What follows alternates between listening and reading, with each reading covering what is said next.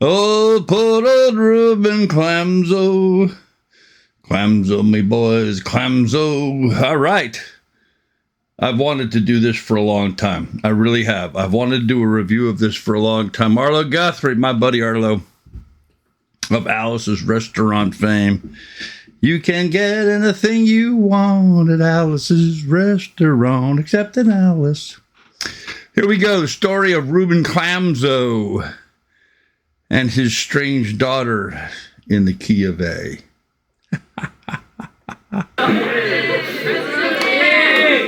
Oh, man. Want to hear something? Yes.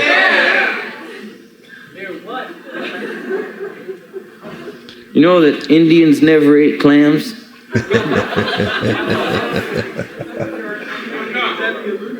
Oh, my God. If you've never heard this, you deserve to hear it. They didn't have linguine.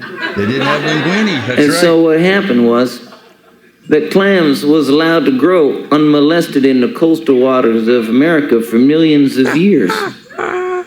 And they got big. And I ain't talking about clams in general. I'm talking about each clam. Right. How could you have each one generally? I guess you could, but it wouldn't be like what I mean. I mean, each one was a couple of million years old or older. So imagine how big they could have got. Bigger than this whole room. And when they get that big, God gives them little feet so that they can walk around easier. And when they get feet, they get dangerous. I'm talking about real dangerous. I ain't talking about just sitting there under the water waiting for you. I'm talking about coming after you. Imagine being on one of them boats, you know, coming over to discover America, like Columbus or something, standing there at night, on watch. Everybody else is drunk or asleep. And you're watching for America. And the boat's going up and down. And you don't like it anyhow. Because you don't know where this Columbus dude knows where he's going or what. And you got to stand there and watch for what? Only he knows. He ain't watching. And he ain't watching. You hear the waves lapping against the side of the ship. The moon's going behind a cloud. You hear the pitter-patter of little footprints on deck. Is that you, kids? It ain't. It ain't. I'm sorry. My I've heard this so many God. times. It's a humongous giant clam. Imagine them little feet coming on deck. A clam twice the size of a ship. Feet first. You're standing there, shivering with fear. You grab one of these. This is a belaying pin. They used to have these stuck in holes all around the ship.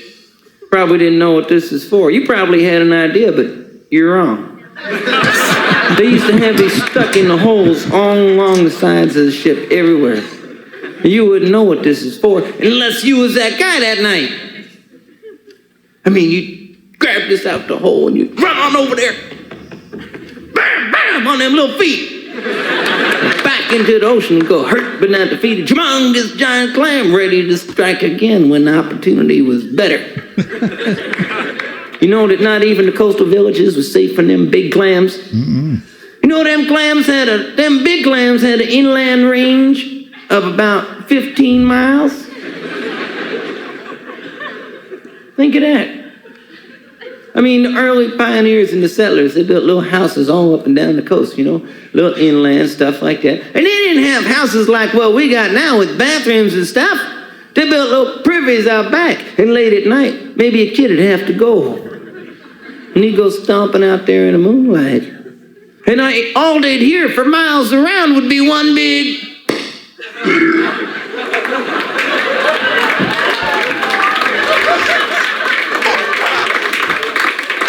One less kid for America. And And one more, smiling, smirking. Full, humongous, giant clam.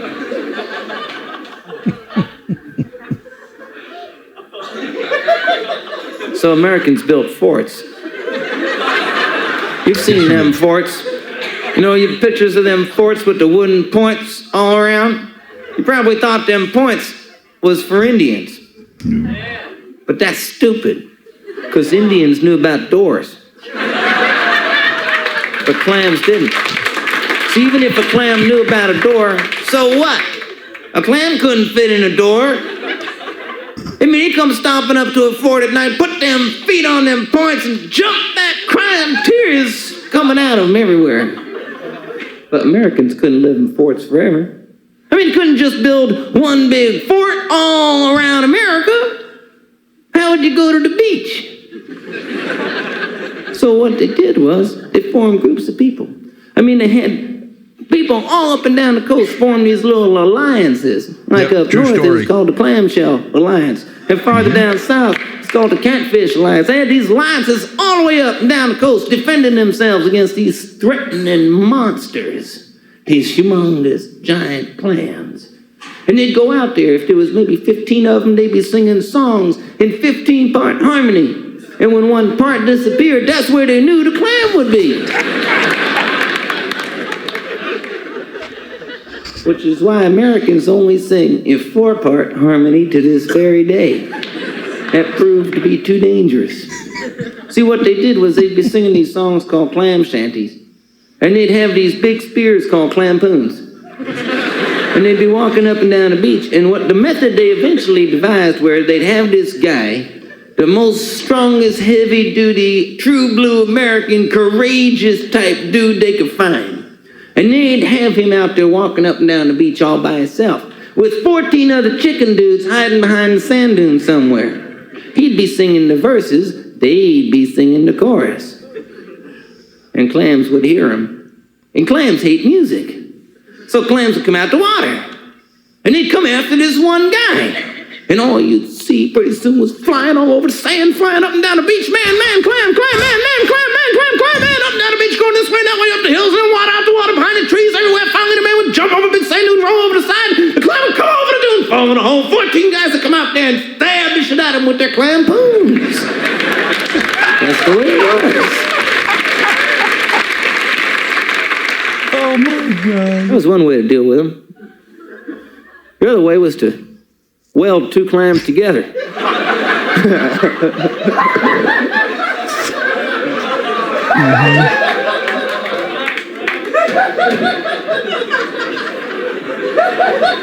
Somebody was smoking some serious weed. I don't believe it. I'm losing it. Hey, what can you do?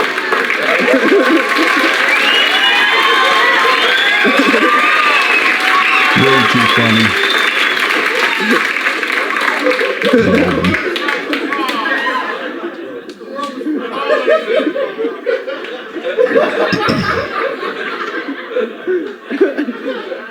Another night, shot to hell. I've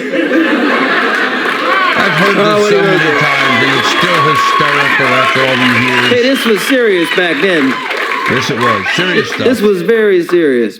I mean, these songs now are just piddly folk songs, but back then these songs was controversial.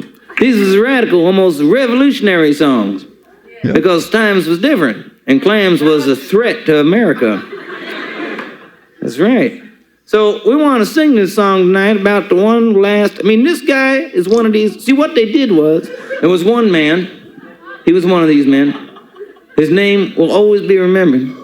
His name was Reuben Clamzo, and he was one of the last great clam men there ever was. He stuck the last clam stab, the last clampoon, into the last clam that was ever seen on this continent. Knowing he'd be out of work in an hour. They did it anyway, so that you and me could go to the beach in relative safety. That's right, made America safe for the likes of you and me. And so we sing this song in his memory. He went into whaling like most of those guys did. And he got out of that when he died.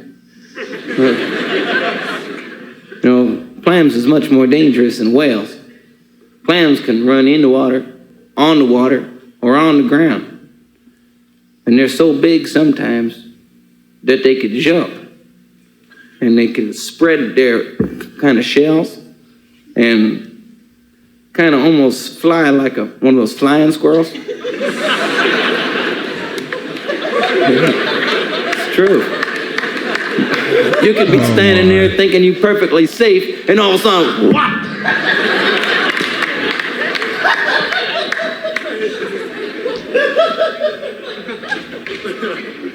It's true.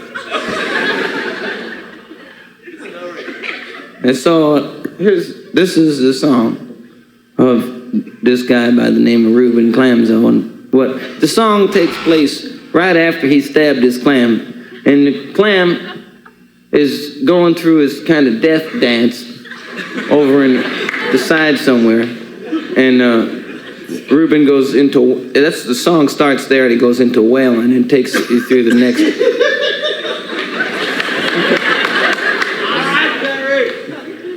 I sing the part of the guy on the beach by himself.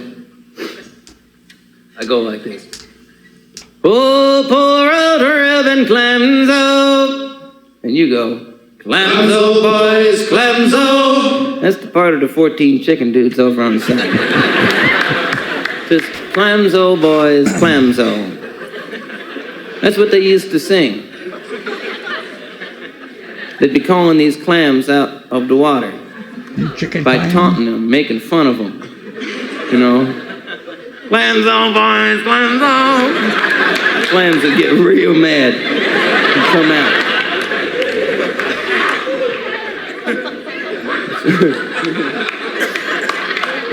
That's true. Okay, here we go.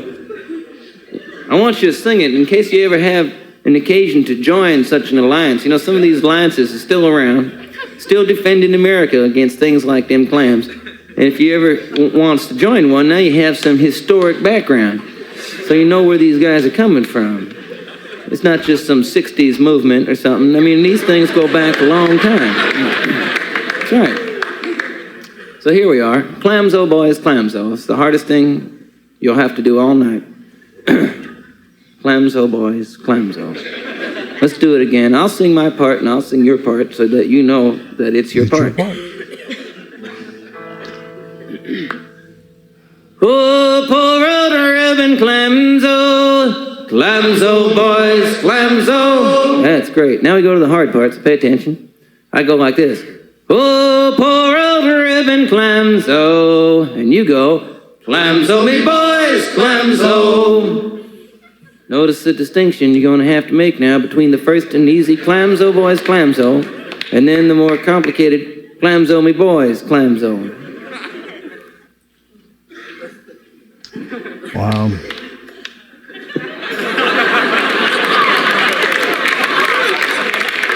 It's hard to sing folk songs. I mean, you just walk into a place somewhere, lights shining on your microphone, all kinds of stuff around, plugged in, out, plugged, bam, sam, everything.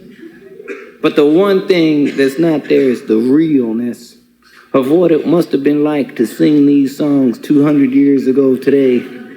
I mean, being out there on the beach with the fear of the clam in your heart. That's how these songs were sung. And so we provide a little bit of atmosphere. So if you half closed your eyes, you could almost imagine yourself out there on the beach right now.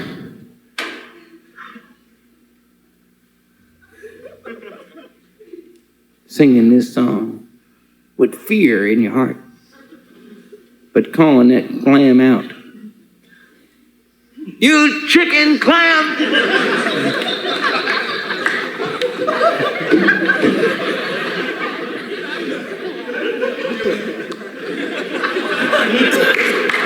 Stay serious. Folk songs is serious. That's what Pete Seeger told me. Harlow.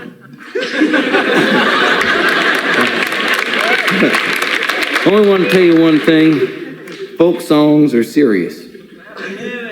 Right. I said, right. So here we go. Let's do it in C. God. Bring it up to C for clam.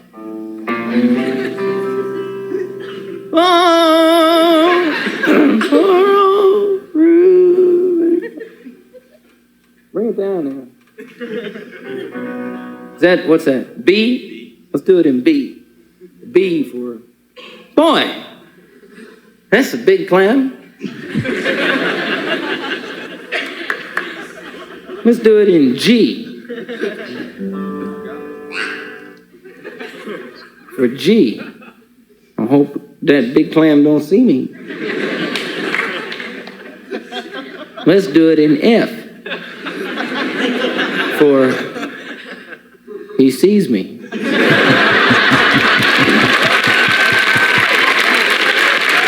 Oh, man. That's brilliant. Absolutely brilliant.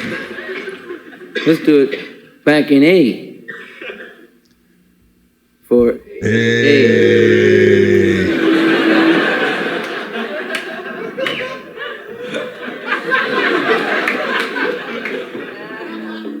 a clam is coming. Better get the song done quick. Clamzo boys, Clamzo, clams me boys, Clamzo. Just keep doing that. Story of Reuben Clamzo and his strange daughter in the key of A.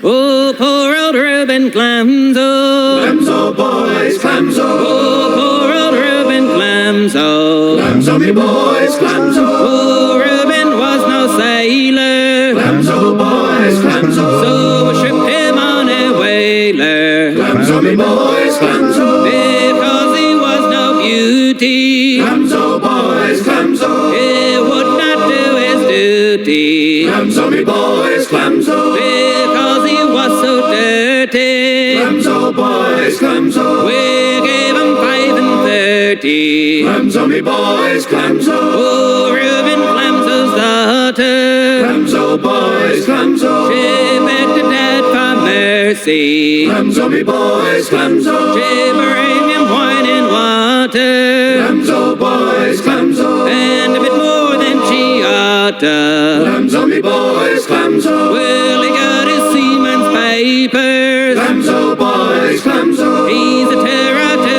the whalers. Clamzo me boys, Clamzo. And he sails where the whalefish blow. Clamzo boys, Clamzo. As the hardest bastard on the go. Clamzo me boys, Clamzo. Oh, poor old Reuben Clamzo. Clamzo boys, Clamzo. Oh, poor old Reuben Clamzo. Clamzo me boys, Clamzo.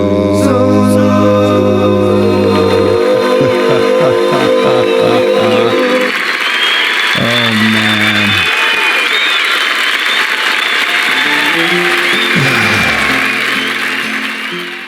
I have heard Arlo do this I don't know how many times. I wore out my Alice's Restaurant album. This is on the flip side. Know it word for word, every bit of it. And the thing about it, I think that made it have such a place in my heart was the way at the end he wrapped it up into a wailing song, and you could hear how beautiful the wailing song was, you know, with the harmonies in there. And of course he explained that, you know, all that whatever part of the harmony disappeared, that's where the clam was. What a great sense of humor.